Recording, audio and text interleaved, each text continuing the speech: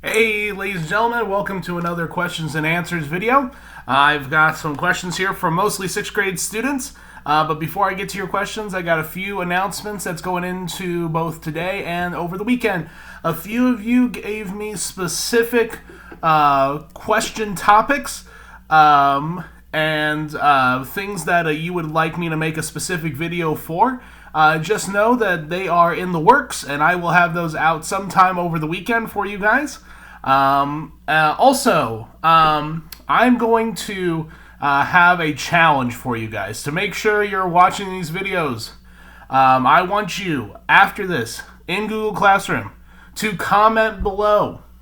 And next week, I want you to think of some theme days for me to make a video. So should I wear something theme-wise, like a favorite color day or sports team day, or should it be a different accent that I should do all my videos in? Should I do it in German? Should I do it in Irish or whatever? So to think of a suggestion for a theme day, say like Monday, wear all your favorite sports gear, and I'll do that.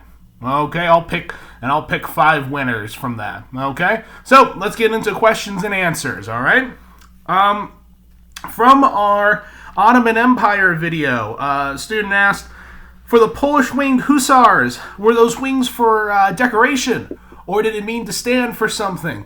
It was kind of a different thing. If you haven't seen the video yet, go on and look up on my YouTube channel the Rise of the Ottoman Empire video, and you'll see some images of the Polish winged hussars.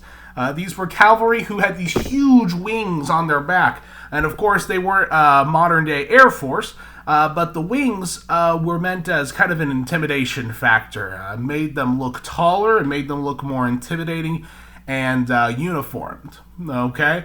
It's kind of like the effect that sometimes happens when you go to like a basketball game and you're warming up and you see the other team run out of their locker room and they've got, these really cool warm-ups on and like really stylish, and you say to yourself, oh wow, they kind of spent some money on this. They might be pretty good. The uniform has nothing to do with how you play basketball, but it's kind of like a mental game, right? You kind of play mental games with your opponent, and that's what the wings were kind of for.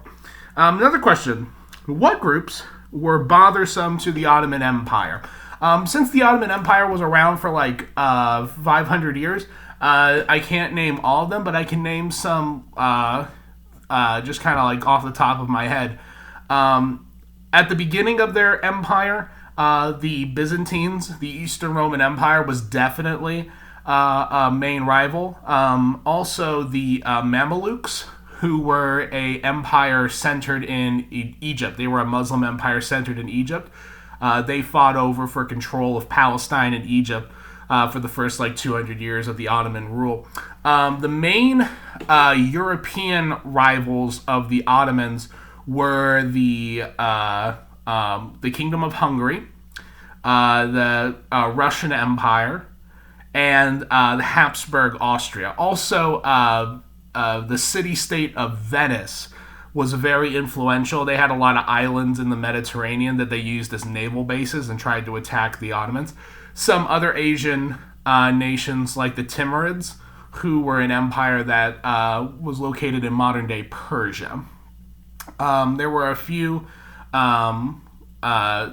Arabian states, like Hormuz and Najd, who fought against the Ottomans as well. And then another question, what were other empires in Southwest Asia during this time? The question was kind of phrased in the sense like, what other groups were there in Southwest Asia? So you had the Mamelukes. You had a group called the Barbary States. And these are kind of cool because these were groups of kingdoms from like Algeria and going across all the way over to Egypt. They were pirate states, basically. They raided European ships, and so they were kind of like a little bit of Pirates of the Caribbean. but in the Mediterranean. Another group that was very important was like the Shah of Afghanistan. Afghanistan was its own kingdom for a long time. It was basically a bunch of tribes that kind of united together. You also had the Mughal Empire in northern India, who was actually descended from the Mongols. The thing about this is that for the most part in Southwest Asia, a lot of the territories have been controlled by empires.